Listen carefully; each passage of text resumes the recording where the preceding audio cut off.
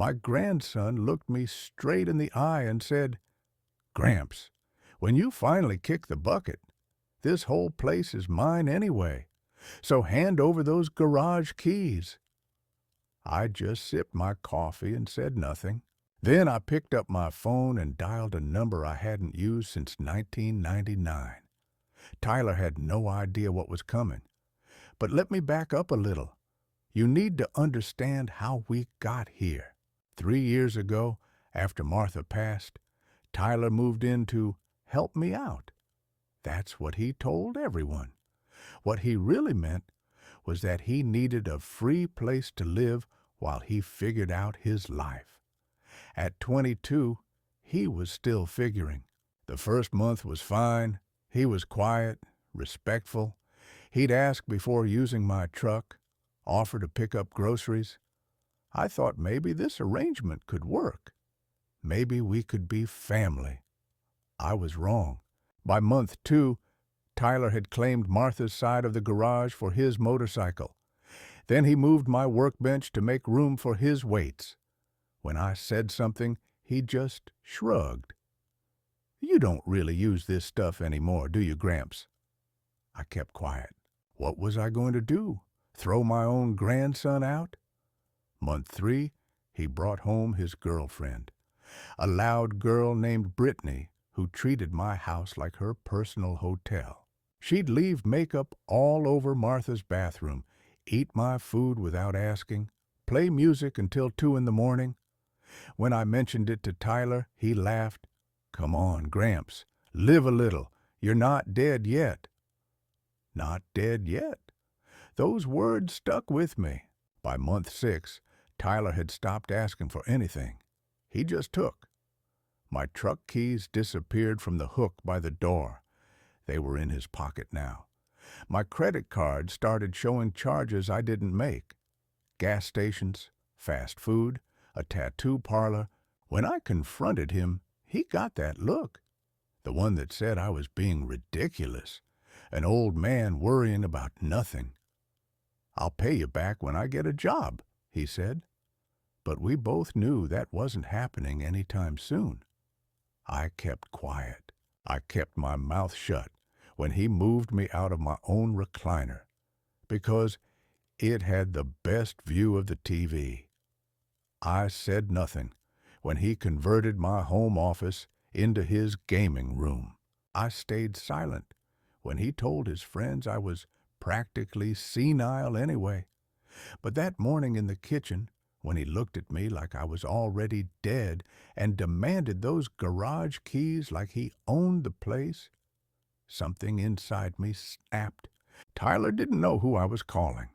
He was too busy raiding my refrigerator to pay attention to the old man in the corner speaking quietly into his phone. "Mike? It's Walt Anderson. I know it's been a long time." There was a pause.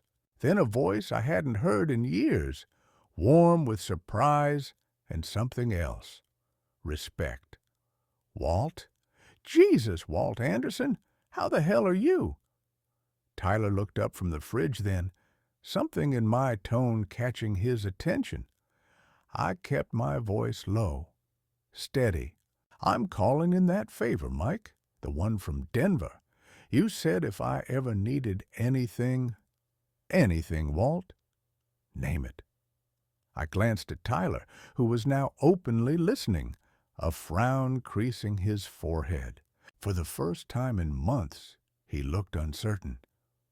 "I'll call you back in 10 minutes, I told Mike, and hung up. Tyler was staring at me now, a half-eaten sandwich in his hand. Who was that? I finished my coffee, rinsed the mug in the sink, and looked at him. Really looked at him. This kid who thought I was nothing. This kid who had no idea that his grandfather had built half the highways in Colorado, who didn't know that I had friends in places that mattered. "Just an old work buddy," I said quietly. Tyler relaxed, went back to his sandwich, but I saw something flicker in his eyes, the first shadow of doubt. He should have paid more attention to that feeling. In 24 hours, everything he thought he knew about his old, useless grandfather was going to change. And Tyler? Tyler was about to learn that some bridges you don't burn, especially when you don't know who built them in the first place. I'd been silent for 3 years, but that morning, something inside me snapped. Tyler had pushed too far this time. Let me tell you what those 3 years really looked like, what I kept quiet about while my grandson turned my life upside down. It started small. Little things that Martha would have never tolerated, but Martha wasn't there to see them. Tyler would leave dishes in the sink for days, creating towers of crusty plates that attracted flies. When I'd finally wash them myself, he'd act surprised. "Oh, you didn't have to do that, Gramps. I was going to get to it." But he never did, and we both knew it.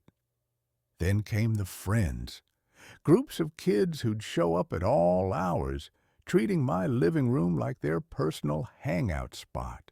They'd eat my food, leave trash everywhere, and talk about me like I wasn't sitting right there in my own house. "Your grandpa's pretty chill," one of them said once, while I sat in the corner with my newspaper. "Most old people would be freaking out by now." Tyler laughed. "Yeah, he's basically deaf anyway, and blind. Half the time I think he forgets I'm even here." I wasn't deaf, I wasn't blind, and I remembered everything. The worst part wasn't the mess or the noise. It was watching Tyler go through Martha's things like he owned them. He sold her jewelry to pay for gas, threw away her books because they were taking up space, used her good china as everyday dishes until half the set was chipped or broken. When I found him going through her hope chest, pulling out the quilt she'd made with her own hands, something twisted in my chest. "What are you doing?" I asked. He didn't even look up. "Just seeing what's worth keeping. Some of this old stuff might be worth something on eBay." Martha's quilts. On eBay. I stood there watching him handle her memory like garage sale merchandise, and I said nothing. What could I say? He was family. He was all I had left. But family, I was learning, could cut deeper than strangers ever could. The turning point came 6 months ago. Tyler had been out all night with his girlfriend, and I'd spent the evening in Martha's chair, looking through old photo albums, pictures of Tyler as a little boy, sitting on my lap while I taught him to use my tools. Pictures of family barbecues, Christmas mornings, birthday parties where Tyler would run to me first with his drawings and his stories. When did that little boy become this stranger? I fell asleep in the chair, and when I woke up around 3 in the morning, Tyler and Brittany were coming through the front door, drunk, laughing, making enough noise to wake the whole neighborhood. I got up to turn off the lights they'd left blazing and lock the door behind them. As I walked past Tyler's room, I heard Brittany's voice, crystal clear through the thin wall. "God, Tyler, how much longer do we have to deal with this? He's like a ghost haunting his own house." Tyler's response made my blood freeze. "Not much longer. The old man's got to be pushing 70. How much time does he really have left? And when he's gone, all this is mine. The house, whatever money he's got saved. We just have to wait it out." "Can't you just put him in a home or something? And give up my inheritance? Hell no. Besides, he's harmless. He just sits there all day doing nothing. It's like living with furniture that occasionally makes coffee." Furniture. That's what I'd become in my own home. A piece of furniture waiting to be discarded. I went back to my room and sat on the edge of my bed, Martha's picture on the nightstand, looking at me in the dark. For the first time since she died, I wanted to talk to her, really talk to her. "What do I do, Martha?" I whispered to the silence. "What do I do with a grandson who's counting the days until I'm dead?" But Martha wasn't there to answer. There was just me, and the sound of Tyler and Brittany laughing in the next room about their future plans for my house. That's when I realized something important. Tyler didn't know me at all. To him, I was just an old man taking up space. He had no idea who Walt Anderson really was, what I'd built, who I knew, what I was capable of. He saw an old piece of furniture, but furniture doesn't fight back. People do. I walked to my old home office, the room Tyler had claimed for his gaming setup. Xbox controllers and energy drink cans covered the desk where I used to review blueprints. The walls that once displayed my construction awards now held posters of half-naked women in sports cars. But Tyler didn't know about the filing cabinet in the corner, the one that looked like junk furniture to him, but held 40 years of my professional life. I moved his gaming chair aside and opened the bottom drawer. Inside were manila folders thick with contracts, correspondence, and business cards yellowed with age, names and numbers of men who'd trusted me with million-dollar projects, men who'd relied on Walt Anderson to get the job done right, on time, and under budget. At the very back, wrapped in oilcloth, was my address book, the real one, not the thin thing by the kitchen phone with doctor's numbers and pizza places.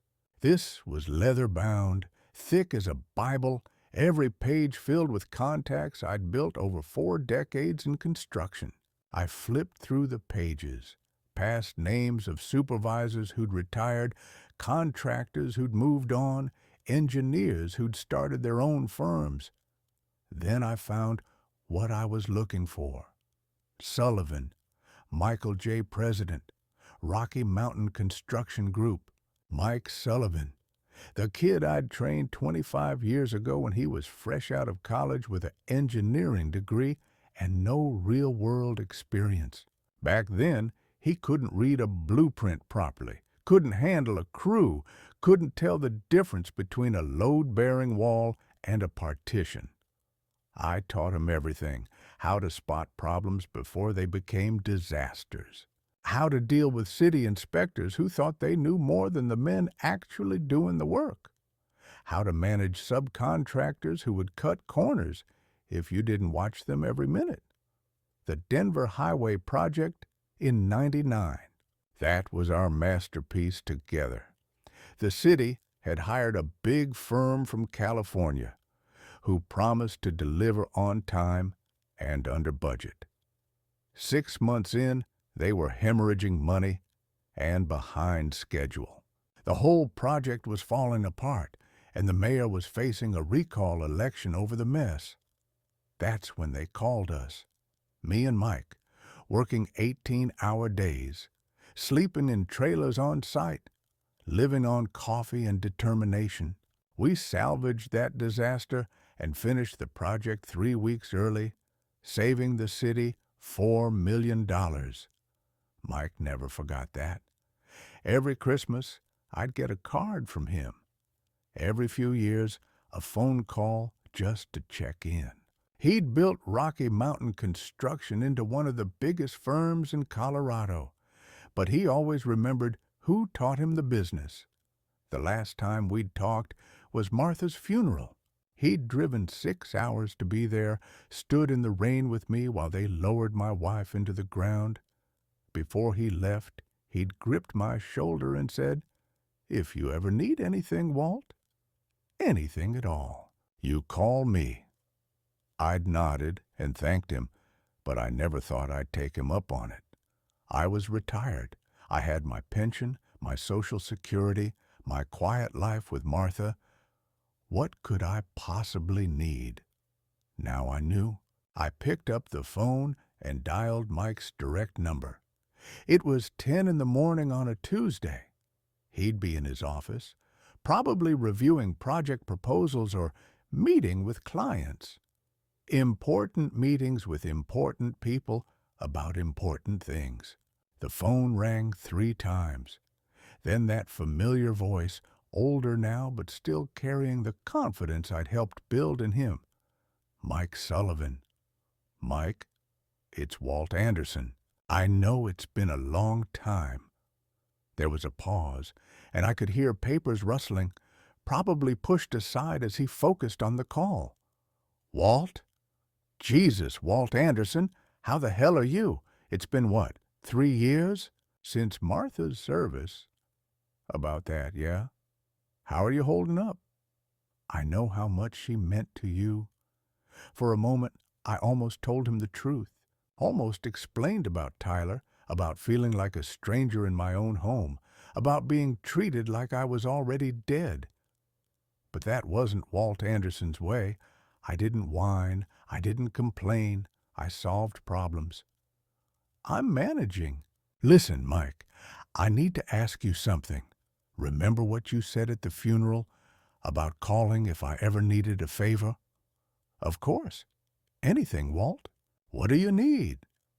I looked through the doorway at Tyler, who was now sprawled on my couch, controller in hand, completely absorbed in some violent video game. The kid had no idea his grandfather was in the next room, talking to a man who controlled construction contracts worth hundreds of millions of dollars. I'm calling in that favor, Mike, the one from Denver. You said if I ever needed anything, Walt. Name it. Tyler glanced up from his game then, something in my tone catching his attention through the noise of gunfire and explosions.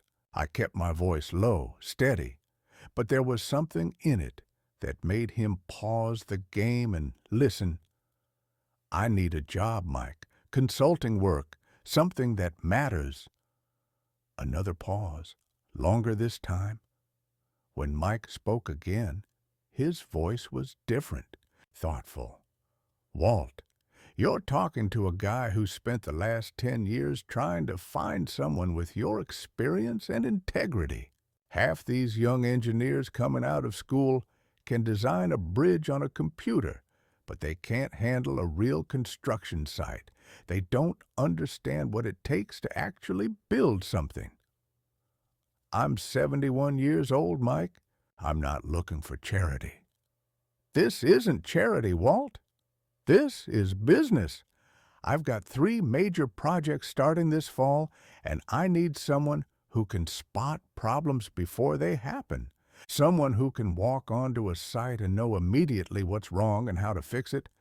Someone who can train my younger supervisors the way you trained me. Tyler was openly staring now, the controller forgotten in his lap. He'd never heard his grandfather talk like this. Never heard other people talk about his grandfather like this. What kind of money are we talking about? I asked.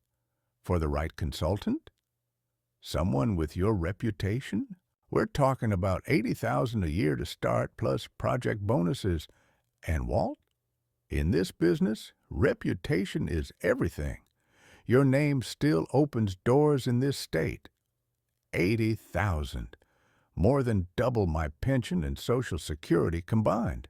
More than enough to change everything. I'll call you back in 10 minutes, I told Mike, and hung up. Tyler was staring at me with an expression I'd never seen before. Confusion, mixed with something else. Something that might have been the first flicker of respect. Who was that? He asked. And for the first time in 3 years, his voice didn't carry that condescending tone he usually used with me. I looked at him. Really looked at him. This kid who thought I was nothing. This kid who had no idea that his grandfather had built half the infrastructure in Colorado. Who didn't know that I had friends in places that mattered. Who couldn't imagine that Walt Anderson was anything more than an old man waiting to die. Just an old work buddy. I said quietly. But something had changed in the room. Tyler could feel it, even if he didn't understand it. For the first time in 3 years, he was looking at me like I might be more than furniture. He should have paid more attention to that feeling. 20 minutes later, I heard the sound I'd been waiting for, a car door slamming in my driveway, then another. Through the living room window, I watched a black Escalade pull up behind Tyler's beat-up Honda. Tyler looked up from his game, frowning. "You expecting someone?" I didn't answer. I was already walking to the front door. Mike Sullivan stepped out of the passenger side first, older now, gray at the temples, but still carrying himself like a man who owned the world. Behind him came another man I recognized, Dave Martinez, Mike's project manager. Both wore expensive suits and the kind of confidence that comes from running successful companies. Tyler scrambled off the couch and peered through the curtains. "Gramps, who are those guys? They look like businessmen or something." I opened the front door before Mike could knock. He smiled when he saw me. A genuine smile, not the polite kind people give to old men they feel sorry for. "Walt Anderson," he said, and stepped forward to embrace me. Not a handshake. A real embrace, the kind reserved for people who'd been through hell together and come out the other side. "Mike, good to see you." Dave Martinez stepped forward next. "Mr. Anderson, it's an honor. I've heard stories about you for years." Behind me, I could hear Tyler's sharp intake of breath. Nobody had talked to his grandfather with that kind of respect in a long time. Maybe ever, as far as Tyler knew. "Come in," I said, stepping aside. Mike and Dave entered my living room, and I watched them take in the surroundings.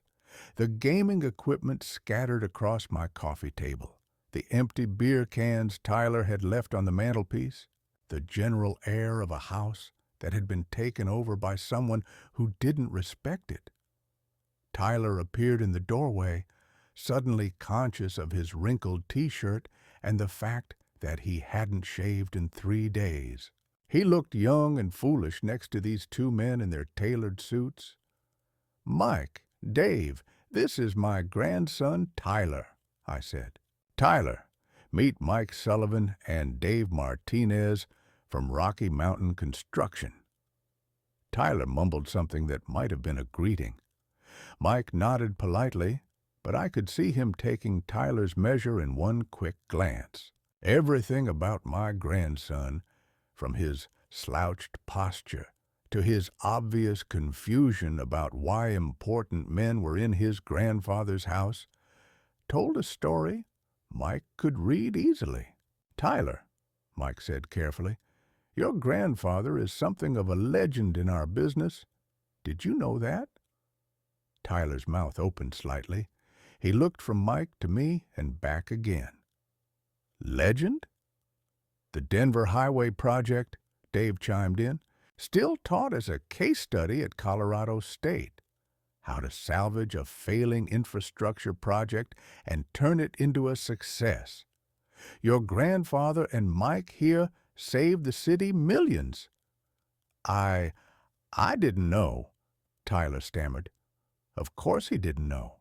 He'd never asked about my work, never shown any interest in what I'd done with my life before he'd decided I was furniture. Mike turned to me, all business now. "Walt, I brought Dave along because he's going to be your primary contact on the Henderson Creek project. It's a $40 million bridge reconstruction, and frankly, we're in over our heads." "What's the problem?" I asked. "Same old story. Young engineers who can design anything on a computer but can't handle the reality of Colorado weather and unstable soil conditions. We're 3 weeks in and already running into problems they didn't anticipate." I nodded. I'd seen it 1,000 times. Engineers fresh from school who thought construction was about perfect conditions and theoretical loads. They never accounted for the real world, unexpected storms, ground that didn't match the geological survey, subcontractors who cut corners when nobody was looking. "What kind of timeline are we looking at?" I asked. 18 months total project. We need someone on site at least 3 days a week for the first 6 months, then as needed consultation after that. Mike paused, glanced at Tyler, then back at me. "Walt, I have to ask, are you free to travel? Some of our sites are pretty remote." Tyler's face went white. Travel? His grandfather traveling for work? The old man who barely left the house except for grocery runs? "I can travel," I said simply. "Excellent. Dave's got the contract details in the car. 80,000 base salary plus 15,000 per project bonus if we come in under budget, which, with you consulting, I'm confident we will." Tyler made a sound like he was choking. $95,000. More money than he'd ever seen in his life, and his useless grandfather was being offered it like it was nothing. Mike must have noticed Tyler's reaction because he smiled slightly. "Your grandson seems surprised, Walt. I take it you haven't talked much about the old days?" "Not much to say," I replied. "Water under the bridge." "Hardly. Walt, you trained half the construction supervisors working in Colorado today, including me. There's not a major infrastructure project in this state that doesn't have your fingerprints on it somehow." Dave nodded enthusiastically. "The Eisenhower Tunnel Widening Project? Walt Anderson's crew? The new terminal at Denver International? Walt Anderson Consulting, the flood recovery work in Boulder, Walt Anderson methodology, start to finish." Tyler was staring at me like he'd never seen me before, which, in a way, he hadn't. To him, I was just the old man who made coffee and watched the news. He had no idea that Walt Anderson had built the roads he drove on, the bridges he crossed, the infrastructure that held his entire world together. "I'll need to see the site survey first," I told Mike. "And I want to review the original bid documents. If they're having soil problems 3 weeks in, someone didn't do their homework." "That's what I was hoping you'd say." Mike reached into his jacket and pulled out a thick envelope. "Everything's in here. Site plans, geological reports, the works. Can you review it and get back to me by Friday?" "I can do that." "Perfect." Mike stood up, and Dave followed suit. "Walt, it's good to have you back. The industry needs more men like you." They shook my hand, again, with genuine respect, and headed for the door. I walked them out, aware that Tyler was following behind us like a lost puppy. As Mike reached his car, he turned back to me. "Walt, one more thing. I know this might sound presumptuous, but are you happy? Living situation, I mean. Because if you need anything—" I glanced back at Tyler, who was standing in the doorway, still looking shell-shocked. For 3 years, he'd treated me like I was already dead. Now he was discovering that his grandfather was very much alive and had options he'd never imagined. "I'm fine for now, Mike, but things might be changing soon." Mike smiled. "They always are. That's what keeps life interesting." After they drove away, I walked back into the house. Tyler was still standing by the door, the contract envelope in my hands, suddenly looking very important to him. "Gramps," he said, and his voice was different now, uncertain. I didn't know you. I mean, those guys talked about you like you were, like I was what? Like you were somebody important. I looked at him for a long moment. This kid who'd spent 3 years treating me like garbage, who'd counted the days until my death so he could inherit my house, who'd called me furniture and laughed about it with his girlfriend. I am somebody important, Tyler, I said quietly. I always was. You just never bothered to find out who. I walked past him toward my old office, the contract envelope heavy with possibilities in my hands.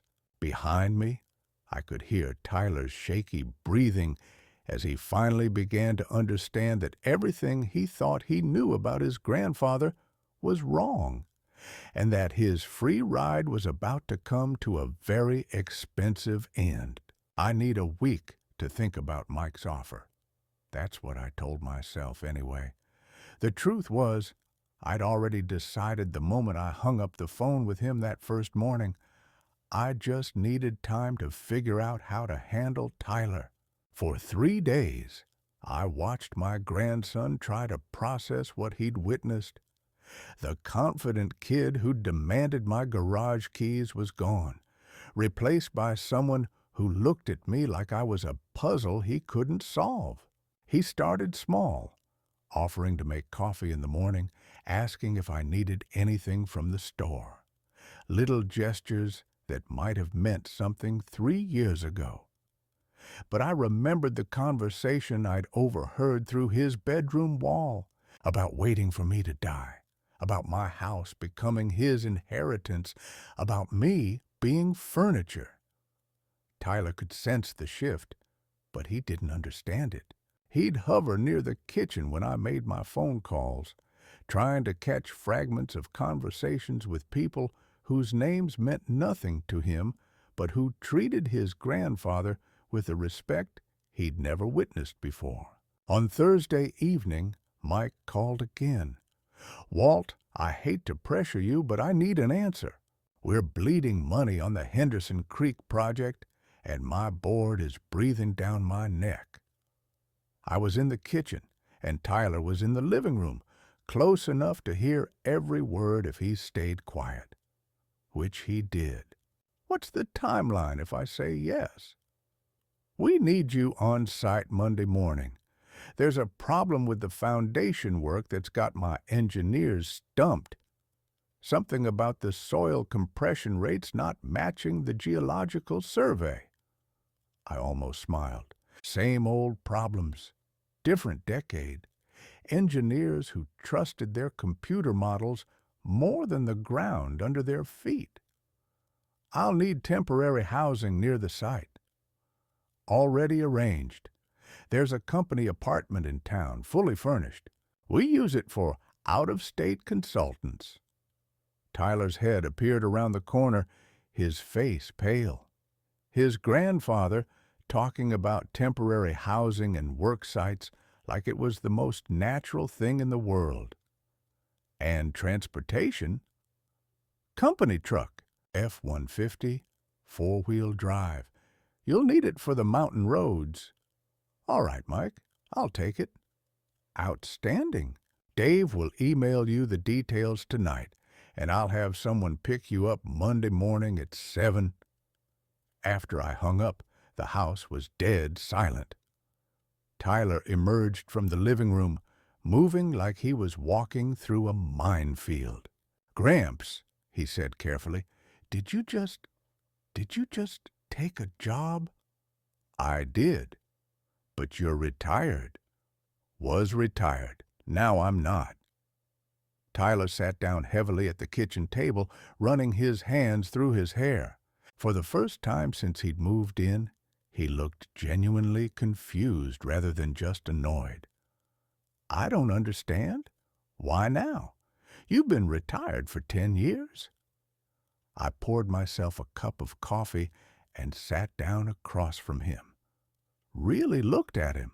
Even now, even after everything, he was still my daughter's son. Still the little boy who used to help me in the workshop, who would listen with wide eyes when I told him about the big machines and the bridges that touched the sky. Tyler, when did you stop seeing me as a person? The question caught him off guard. What do you mean? I mean exactly what I said. When did I stop being your grandfather and become just an obstacle between you and this house? His face flushed red. That's not. I don't. 3 years ago, when you moved in here, what did you think I did for 40 years?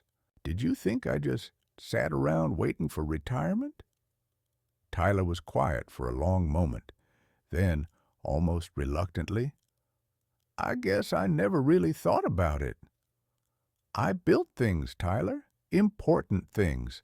Bridges that carry thousands of cars every day. Roads that connect cities. Buildings that house families. I was good at it. Good enough that people still remember my work 25 years later.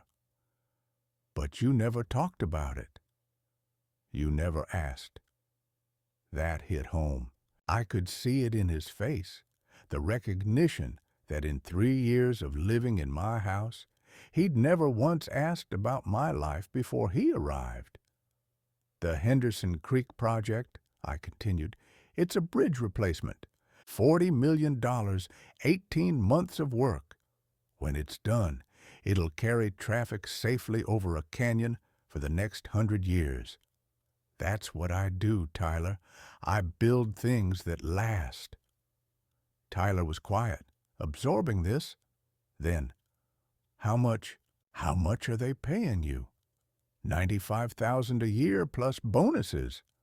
His mouth fell open. 95,000? That's more than you've ever made? Yes, it is. The silence stretched between us. I could see Tyler's mind working, trying to recalibrate everything he thought he knew about his situation, about me, about his future. So, you'll be traveling, he said finally.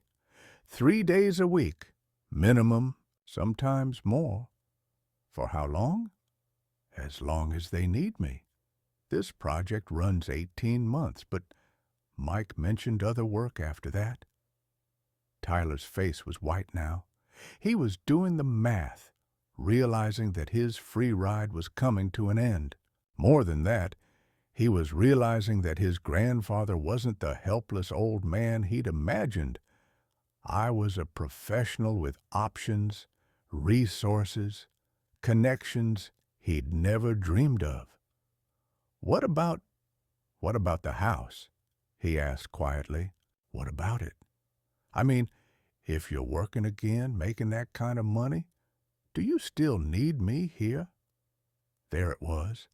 The question he was afraid to ask, because he was afraid of the answer. I stood up and walked to the window, looking out at the yard Martha had loved so much. The flower beds Tyler had let die. The garden shed where I'd stored my tools until he filled it with his motorcycle parts. Tyler, I said without turning around, 3 years ago, you moved in here to help me. But somewhere along the way, you decided I was just taking up space in my own home. You treated me like I was already dead, just waiting for the formalities to be over so you could inherit everything.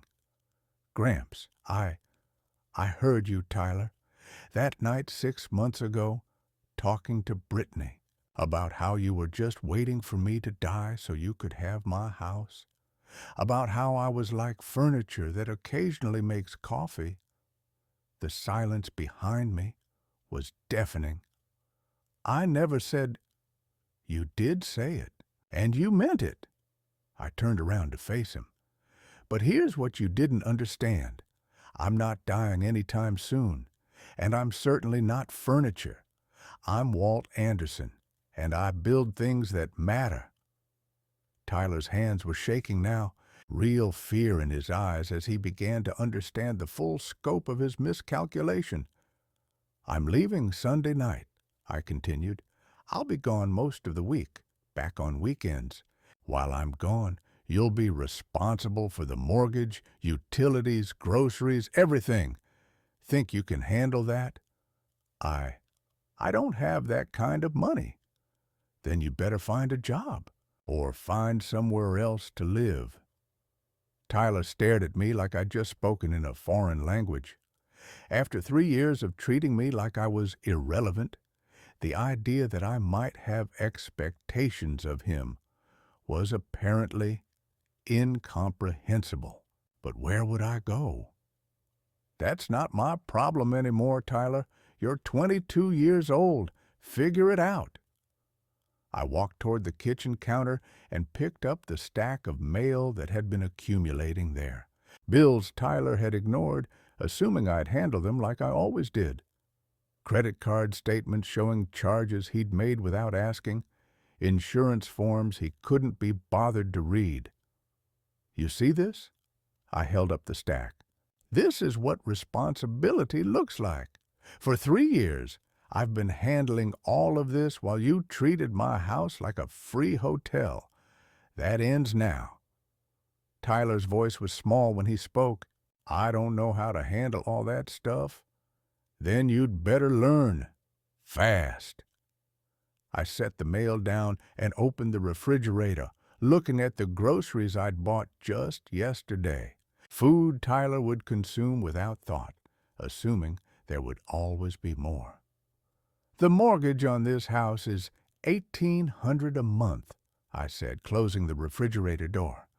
Utilities run about $300. Insurance, property taxes, maintenance, call it another $500. That's $2,600 a month just to keep this place running. Can you handle that?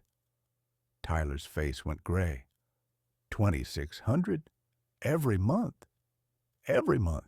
Plus food, plus gas for that truck you've been driving, plus whatever other expenses you think you're entitled to. He was quiet for a long time, staring at his hands. When he finally looked up, there was something different in his eyes. Not the casual arrogance I'd gotten used to, but genuine panic. What if I can't? Then you'll have to make some changes. What kind of changes? I sat back down across from him, my coffee getting cold between us.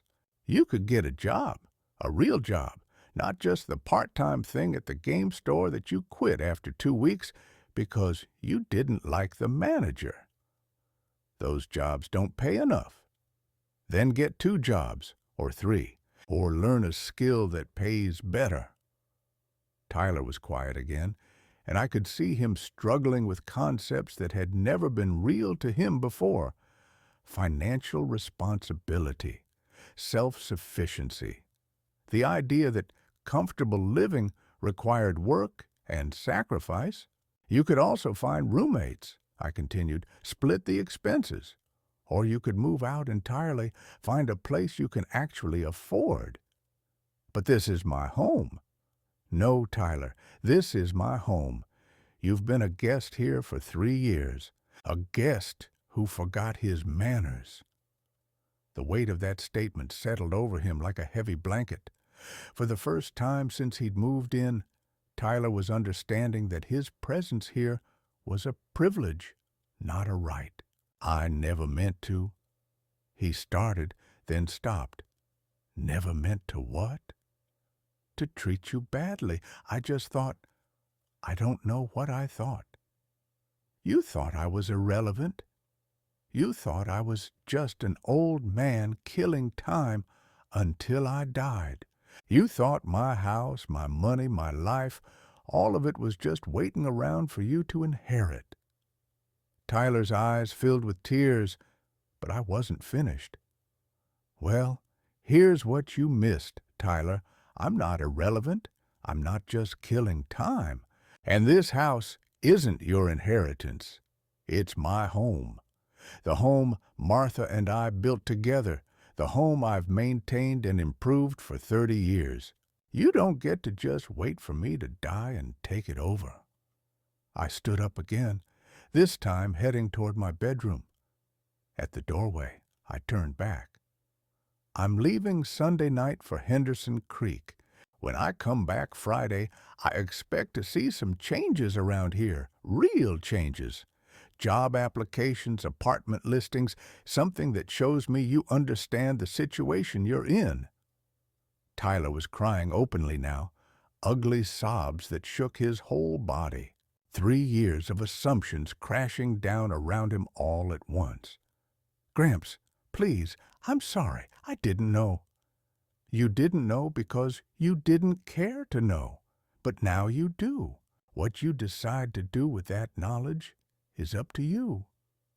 I walked into my bedroom and closed the door behind me, leaving Tyler sitting at the kitchen table, finally understanding that the free ride was over, that his grandfather wasn't just some old man waiting to die, that Walt Anderson had built a life and a reputation and a future that didn't depend on Tyler's approval or presence. Behind that door, I could hear him crying for a long time. I sat in my bedroom Sunday night, packing the duffel bag I hadn't used since Martha's funeral, work clothes I'd forgotten I owned, steel-toed boots that still fit perfectly after 10 years in the closet, my hard hat with the Rocky Mountain construction sticker Mike had given me back in '99. Through the thin wall, I could hear Tyler on the phone with someone. His voice was desperate, pleading. "Mom, I need help. Gramps got this job, and now he wants me to pay rent, and I don't have that kind of money." "What do you mean, good for him?" "Mom, this is serious." My daughter Sarah, Tyler's mother, the woman who dumped her son on my doorstep 3 years ago because she was going through a difficult time with her new husband. She'd promised it would be temporary, just until Tyler got on his feet. 3 years later, Tyler still wasn't on his feet, and Sarah had never come back for him. "No, I can't just get a job at McDonald's. That's not—" "Mom, you don't understand. He's different now. He's not the same grandfather I moved in with." "Different?" Yes, I supposed I was different. 3 years of being treated like furniture had changed me, but not in the way Tyler thought. I hadn't become someone new. I'd just remembered who Walt Anderson really was. Monday morning came gray and cold. Dave Martinez picked me up at 7 sharp in a company truck, just like Mike had promised. Tyler was still in bed, or pretending to be.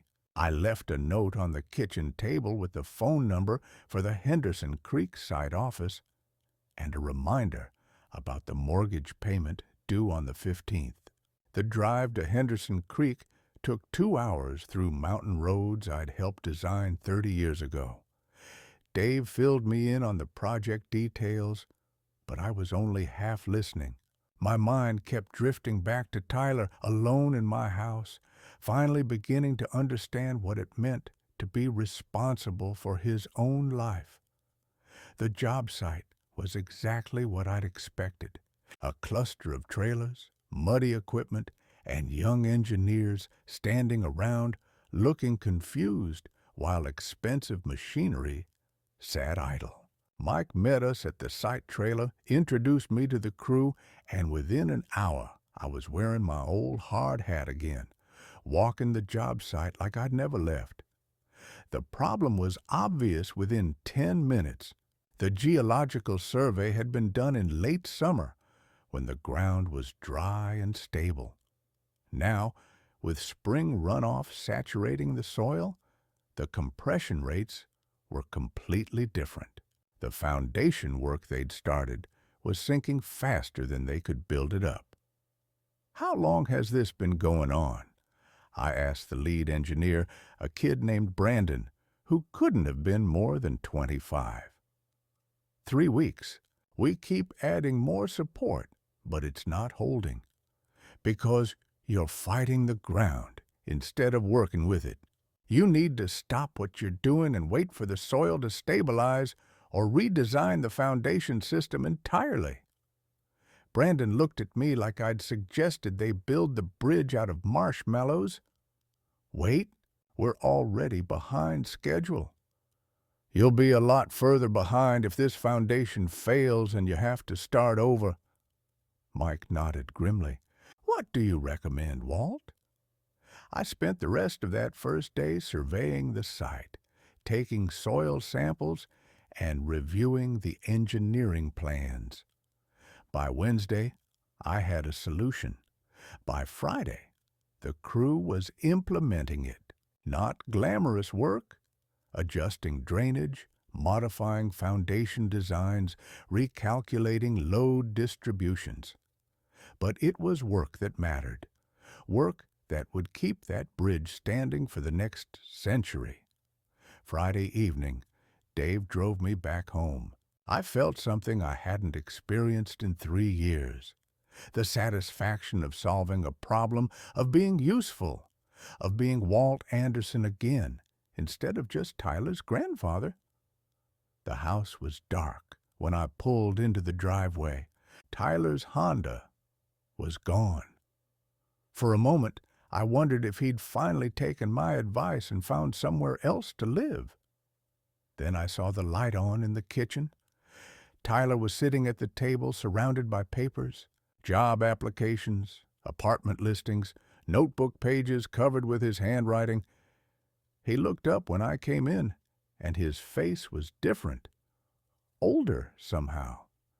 The entitled arrogance was gone, replaced by something I hadn't seen in years. Respect. Gramps, he said quietly. How was work? Good. Productive? I set my duffel bag down and looked at the papers scattered across the table. What's all this? Job applications. I applied at 15 places this week. Got 3 interviews lined up for next week. He gestured at the apartment listings. And I've been looking at places I can afford. There's a studio across town for $800 a month. It's not much, but I sat down across from him, the same spot where I'd delivered his ultimatum just 5 days ago. Tyler, what happened? What changed? He was quiet for a long time, staring at his hands. When he finally looked up, his eyes were red-rimmed with exhaustion. I called Mom, told her what was happening, expected her to take my side, you know. Tell me you were being unfair. Tyler laughed, but there was no humor in it. She said it was about time someone taught me how the real world works. What else did she say? She told me about you, about the work you used to do. She said when I was little, I used to brag to all my friends about my grandfather who built bridges. Said I carried around pictures of your construction sites in my backpack. I remembered those pictures.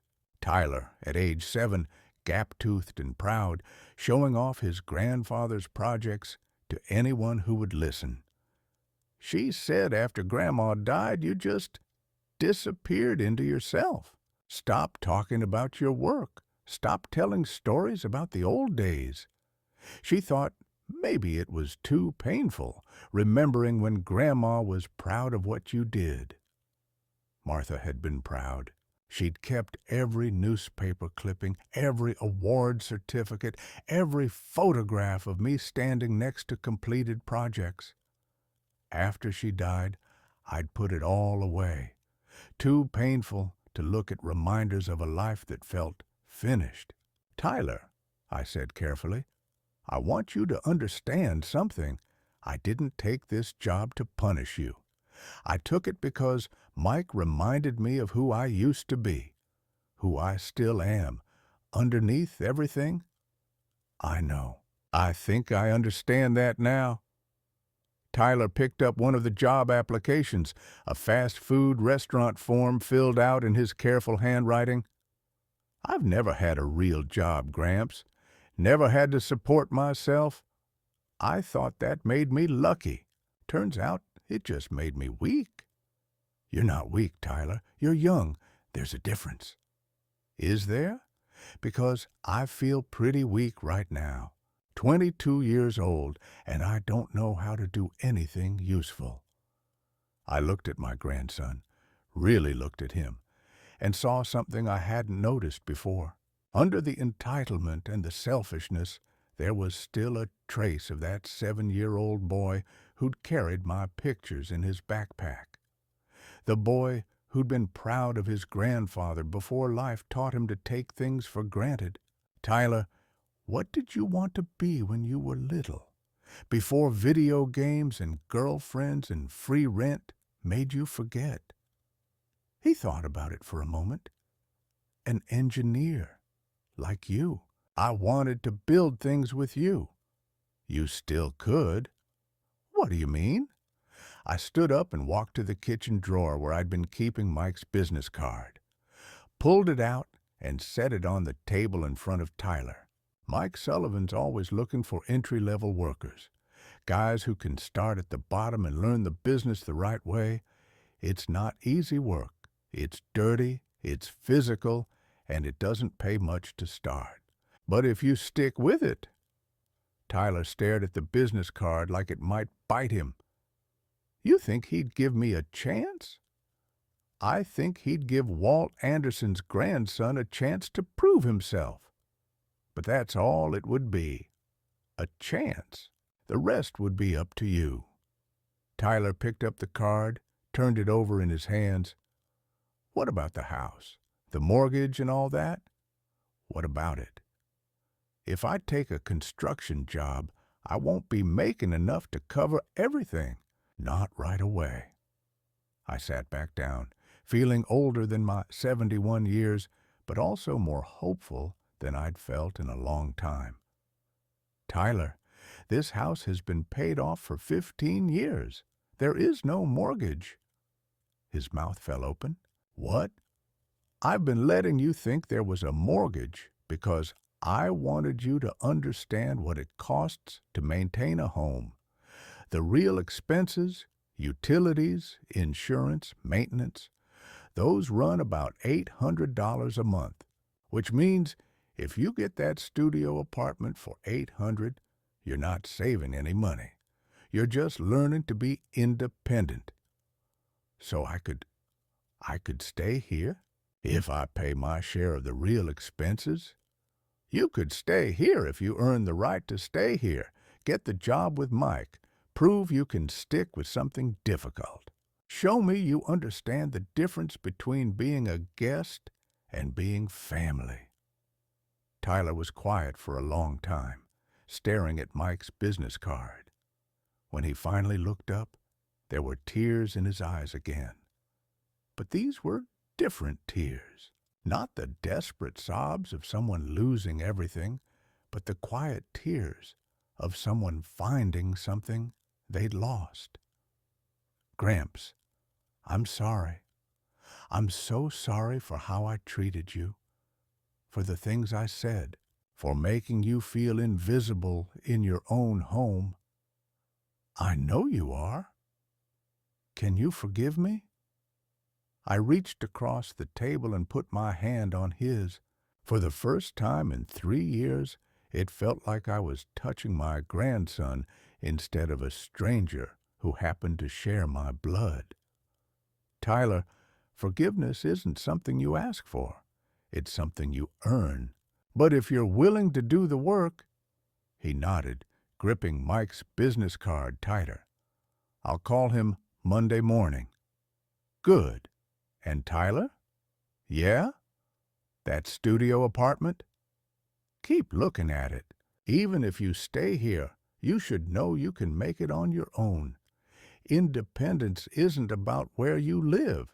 It's about knowing you could live anywhere because you've earned the right to choose. Tyler smiled then, the first real smile I'd seen from him in years. Can I ask you something? What? Will you tell me about the Henderson Creek project? About what you did this week? So I did. I told him about the soil problems, the foundation redesign, the satisfaction of solving a puzzle that had stumped engineers half my age. I told him about the bridge that would carry families safely across that canyon for the next 100 years. And Tyler listened, really listened, the way he used to when he was 7 years old and thought his grandfather could build anything. Maybe, I thought, we both still could.